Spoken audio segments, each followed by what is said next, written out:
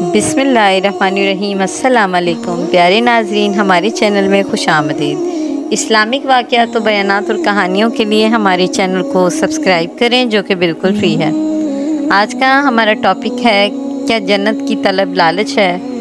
अल्लाह ताला की बंदगी और इबादत का बदला जन्नत या उसकी नेमतों की शक्ल में लिया जाएगा।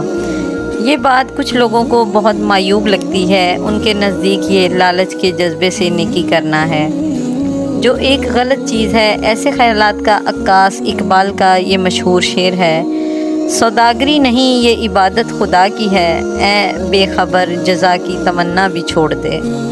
इस तरह के लोग कुरान मजीद में जन्नत और नेमतों के बयान को शुर्फ़ इंसानियत के ख़िलाफ़ समझते हैं।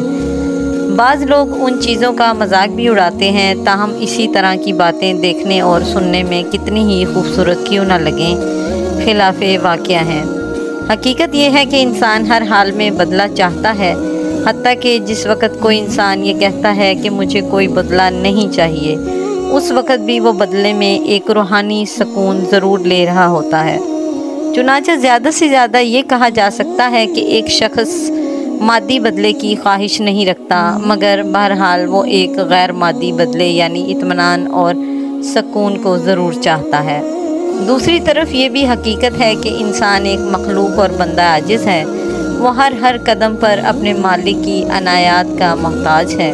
वो सांस लेने, पानी और ग़िज़ा निगलने और दीगर बुनियादी ज़रूरियात तक के लिए भी अपने रब की मदद का मोहताज है। जो बंदा इतना आजिज़ हो, उसे इस तरह की बातें ज़ेब नहीं देती। वाक़या ये है कि ये सिर्फ़ अल्लाह रब्बुल आलमीन की हस्ती है, जो अल-गनी यानी जो हर पहलू से बेनियाज और हर किस्म की मोहताजी से पाक है। बाकी हर शख्स मोहताज है और नेमत के बग़ैर जी नहीं सकता। जन्नत की तलब इसी बात का एतराफ़ है, ना कि किसी किस्म के लालच का इजहार है।